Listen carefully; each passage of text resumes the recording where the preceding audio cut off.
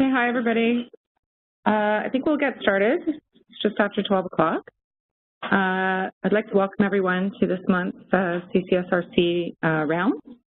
My name's Jennifer Jones, and I'm the moderator for today's session. I want to thank all of you who have joined us remotely. We have participants from Ontario, BC, and Alberta today.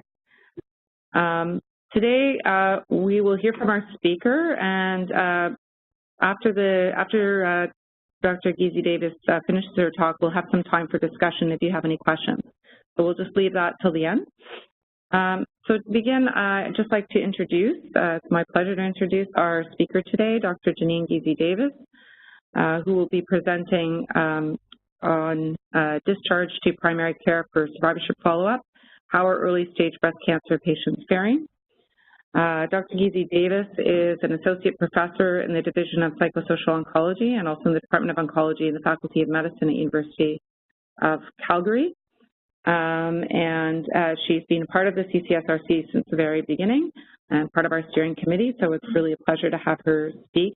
And she's been involved in the implementation of care plans, really is one of the first people in Canada to start working in this area. So looking forward to hearing your research, Janine, and I'll pass it over to you now. Okay, welcome everybody, and as you can hear in my voice, I'm recovering from a cold, and so I'm going to ask for forgiveness for my rather slower than usual brain and my voice, and hopefully I'll be able to not have this be too disruptive.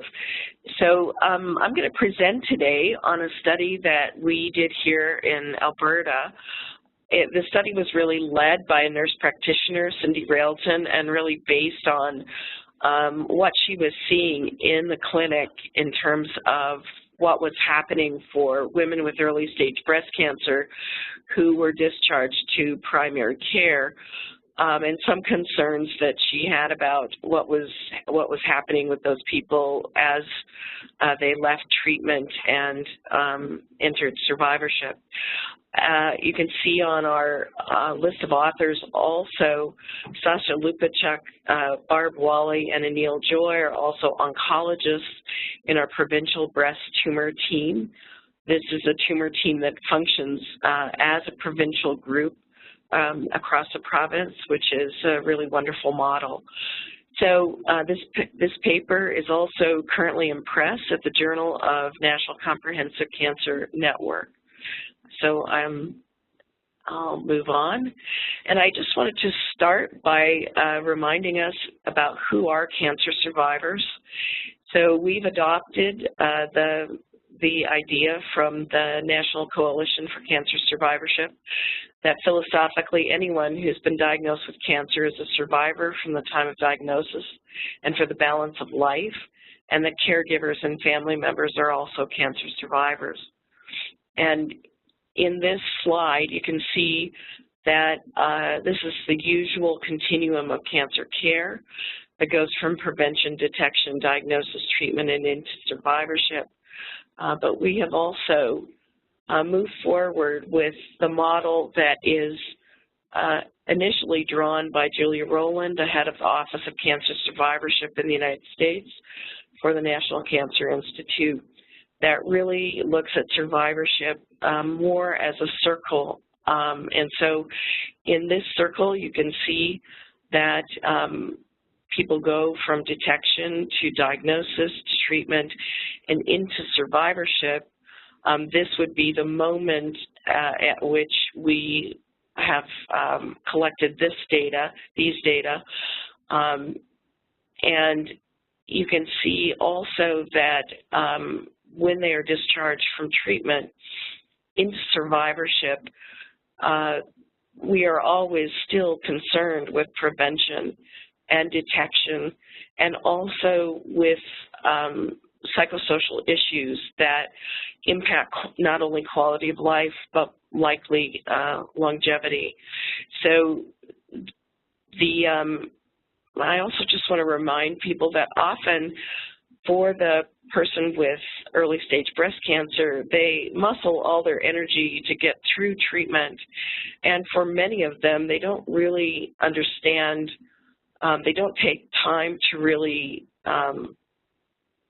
cycle through the issues that will hit them right in the face as they leave treatment and enter survivorship, mostly because they're just trying to get through treatment. So in a lot of what we've learned, what happens at the end of treatment is that all of a sudden they realize that they are depressed or fatigued or need help. They're not sure how to go about really meeting the recommended guidelines for lifestyle. And it's really at that juncture, that really important juncture, that people are really aware that they are not only alone and without their treating team, but facing all of these changes in their lives. So to move on, I thought I would just talk about a little bit about breast cancer. So of course, breast cancer is the largest tumor group in the United States and Canada, and the numbers there from 2013, actually, and that we've become so successful treating breast cancer that over 90% of these will be treated with curative intent, meaning that it may be likely that people never see a recurrence or progression of that cancer and die of something else. And that's really the group that we're talking about, the early stage breast cancer patients. And the definition here is if the cancer is localized to the breast or the regional lymph nodes. So recently there's been really a lot of discussion about whether these early stage breast cancer survivors should be kept in the cancer centers for follow-up or discharged after treatment to primary care providers to provide that follow-up. So what we did here is explore how they are faring here in Alberta, because Alberta actually has adopted as a standard of care that following treatment, these early stage breast cancer patients are discharged to primary care for follow-up. I think we're one of the rare places where this is a wholesale standard of care now. So also wanted to talk a bit about clinical practice guidelines for early stage breast cancer follow-up, because these are the guidelines that the primary care physicians here in Alberta would need to follow, and the guidelines that the women, the early stage breast cancer patients, need to be aware of. So here in Alberta and in many other places, the guidelines call for periodic yearly physical exam. Annual mammography of breast tissue is present, and some guidelines also address adherence to endocrine therapy. This has been changed in the most recent guideline for the provincial breast tumor group to include encouraging women or really trying to help mobilize them to remain on their endocrine therapy if they're ER positive and are able to make use of that. Also, ongoing management of treatment-related toxicities, psychosocial health, sexual health and fertility, body weight and physical activity, and I also left off one, which is to monitor and drink only a minimum amount of alcohol. So what has spearheaded this movement to discharge women to primary care for follow-up, these early stage breast cancer patients? So for one thing, our cancer centers are becoming, there's so many survivors now that it's really impossible for the cancer center to completely follow everybody through their recommended follow-up time, because these women generally do pretty well. People thought that it would likely be safe for the primary care physicians to follow them rather than oncology being necessary. So this shift in Alberta's care model also came following successful randomized trials that demonstrated comparable incidence of recurrence-related serious events, economic superiority, comparable time to recurrence, diagnosis, patient satisfaction, quality of life. And all this work has been led by really seminal papers by Eva Grunfeld here in Canada. So there are other models of care, and the most common one, of course, is just that the oncology centers do continue to follow people. There are shared care models. There are other models that suggest that oncology nurse or nurse practitioner-led telephone clinics based in the oncology centers could provide a link between patients, primary care providers, and oncologists. And some of the most optimistic research has been in the UK in using some oncology nurse models. So in this study, we wanted to assess how these women were faring because Alberta had adopted this discharge to primary care. And although the randomized trials did demonstrate that this was safe and probably effective, we thought it would be important to just really understand how these people were actually faring under this new model here in Alberta. So we asked about bothersome. We set out to study how many bothersome symptoms, how much this was troubling these women, whether they were adhering to their medical tests, whether they were adhering to the lifestyle guidelines for BMI, exercise, and alcohol, and whether they were adhering with their endocrine plans. And although most of this these data were collected by self-report through a structured interview, for the adherence to endocrine plans, we also interrogated the pharmacy database here in Alberta.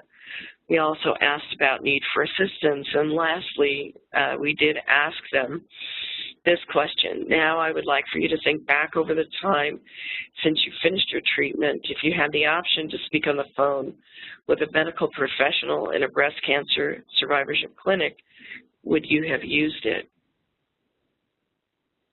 Our hypotheses were that those at greater risk, and we guessed that those would be younger women, non-urban, taking endocrine therapy with shorter time since diagnosis and transferred from cancer center care, would report significantly greater projected use of a telephone clinic because they would experience greater needs.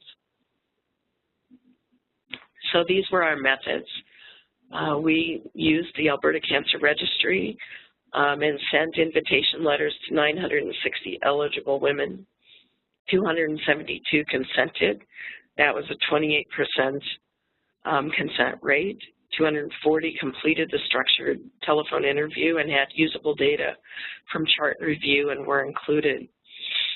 So because that was a pretty low acceptance rate, we went back and got from aggregated data from the Cancer Registry, and we found that those who accepted our invitation were not different in age or stage from the non-responders.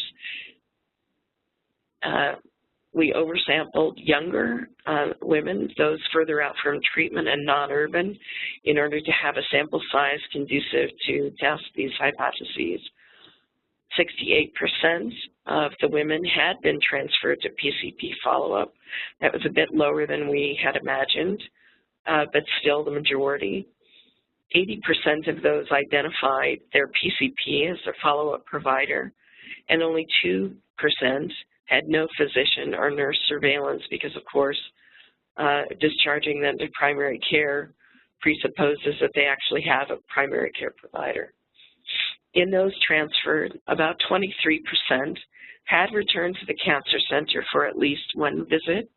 That was from chart review. Some of those visits were for switch over from a tamoxifen to an aromatase inhibitor at an appropriate point. But over 40% of those return visits were for concerns about disease progression and really worry about disease progression. So in this table, I'm going to present the demographics for our sample and a couple demographics and a couple medical variables to begin with. The first thing I want you to look at is what's highlighted in the green box. And what you can see is that we had a pretty even distribution of women below 50 years old and above, so about 50% for each, and also about 50% urban and non-urban. And we had also oversampled from the people later on in their survivorship, so those who were further out from diagnosis.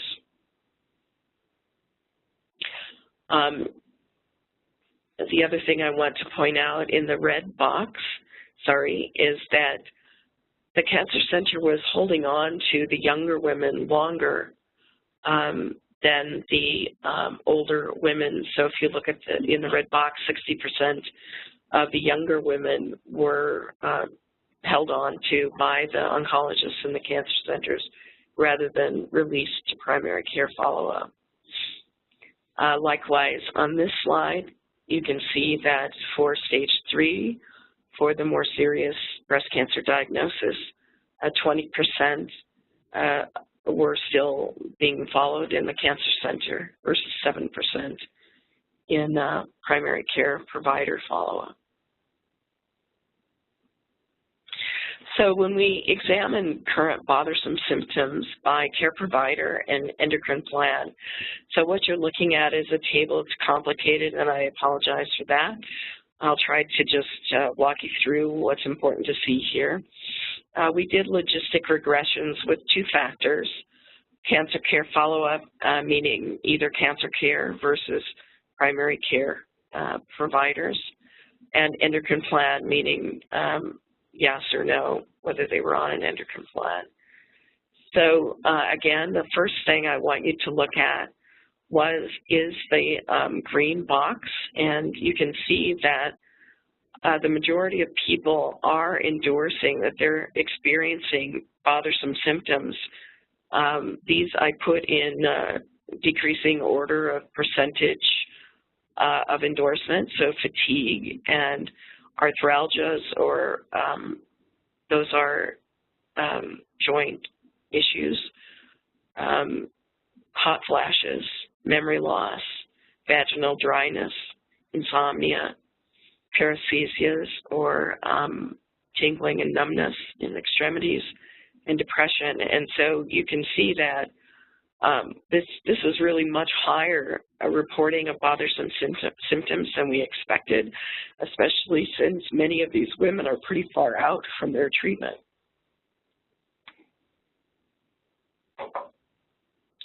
Secondly, interestingly, in the first red box around fatigue, what that shows is that actually the women who were retained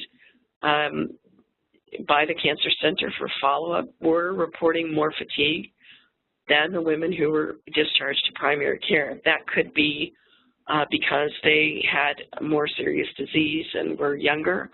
And so we are surprised that that would be the case, but nevertheless, it seems like either the primary care providers are better able to provide follow-up care for fatigue, or that they, it's just a difference in the tumor characteristics. On the endocrine plan side of this graph, the first red box is for hot flashes, and this is just to be expected. Those people on an endocrine plan usually do experience more hot flashes than the people not on it. But for the paresthesias, actually the people not on an endocrine plan were experiencing more of those symptoms than the women on an endocrine plan. We did check, and it was not taxane related. So this is self-reported adherence with medical and lifestyle guidelines on the next table. And again, this is by care provider and endocrine plan. And for the first thing to look at is the green box. And again, you can see that for the clinical exam, adherence is pretty high, 88.6%. And for mammogram, really high, 97.6%. And those are much higher than many of the reports, other concurrent reports in the literature, especially for the mammogram. So the primary care providers are, doing a great job at making sure women are getting their mammograms. There is a significant difference for the clinical exam, with women more often getting that if they are retained in cancer center care than in primary care follow-up.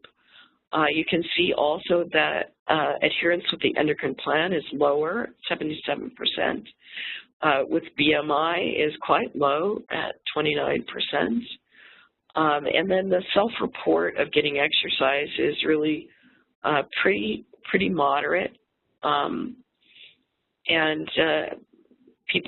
Women are saying that they're compliant, adherent, to the alcohol guidelines.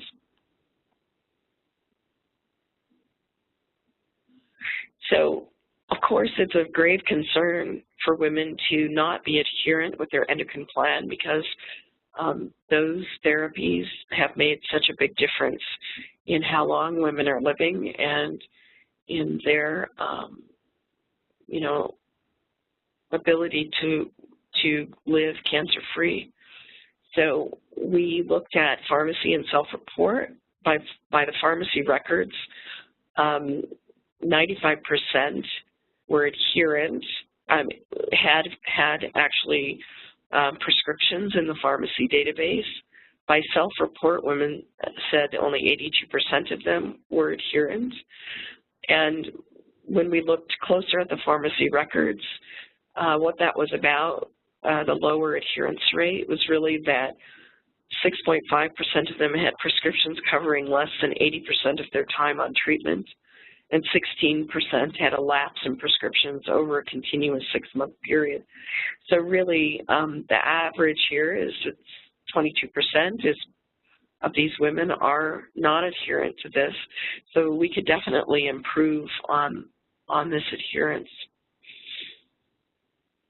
And then we asked for how many women were finding they needed assistance with different aspects of the things that they were dealing with. Again, in the green box, you can see that about 30% of these women were saying that they needed assistance with managing body weight and dealing with side effects, achieving exercise goals, and psychosocial health and sexual health was a bit lower at 21%.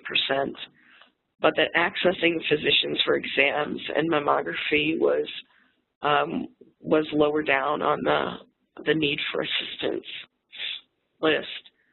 You can also see that the women without an endocrine plan were saying that they needed more help with exercise goals than other people.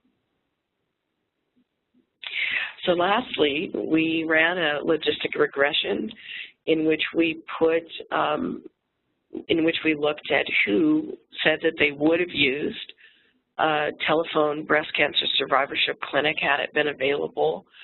In this equation, we put age at interview, residence, urban versus non-urban, endocrine plan, yes or no, fatigue, yes or no, hot flashes, yes or no, vaginal dryness, yes or no, and time from diagnosis, also whether they were being followed in the cancer center versus primary care follow-up. And what you can see in the red boxes is that age at interview, residence, endocrine therapy plan, and fatigue were significant predictors. So that's younger women in non-urban locations, not on an endocrine plan. That's the only thing that did not, we hypothesized the opposite. Fatigue, highly fatigued women would have used this telephone clinic. We had wanted to include depression in this equation, but it was collinear, highly correlated with both residence and fatigue, meaning that people in rural locations were reporting more depression, and more fatigue was associated with higher depression levels. We removed those two variables, residence and fatigue, and substituted depression, and also found that depression was a significant predictor of whether women would have used a telephone clinic. So in summary, the early stage breast cancer survivors that we interviewed for this study were experiencing many bothersome symptoms, actually much higher than we anticipated. Their adherence with the mammography was very high. Their adherence with the clinical breast exam was high, but also significantly lower for the primary care follow-up. Their adherence with the endocrine plan was lower, so 22% of these women were either non-persistent or non-adherent, and so this could be improved with intervention. Also, 75% reported an elevated body mass index.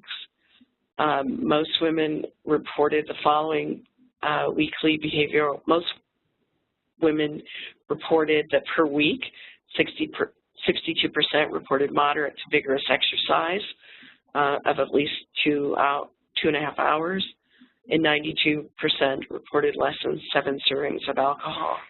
We know that self-report may not be the best indicator of whether these exercise guidelines are actually followed. And of course, these are very important to cancer progression, as we now know. Also, women reported that if available, most, 71%, would have used a telephone clinic if they had the opportunity. 22% would not have, and 5% were unsure. And this most often would have been used by younger women, rural women without an endocrine plan and reporting fatigue or depressed. So conclusion, the early stage breast cancer survivors discharged to primary care providers do not report a very high need for assistance with medical tests. It seems like the primary care providers, even without actual training modules in this province so far, are doing a pretty good job with making sure that their early stage breast cancer patients are provided with referrals for the medical tests that they need. But they report needs for lifestyle and psychosocial assistance at pretty high levels, and the people more at risk are more often younger, rural, ER-negative, fatigued, and depressed. So part of the impetus for this is the idea of nurse-led telephone clinics. The National Institute for Clinical Excellence in the UK recommended indefinite access to a specialized breast care nurse, similar to the concept explored by our study. Studies of nurse-led clinics suggest that they can be effective and cost-effective. Most of those studies, however, have been conducted within the context of the standard of care being oncology follow-up, and so it was a change in the model of care to a nurse-led follow-up, so quite a step, outside of a cancer center for the people who participated in those randomized trials.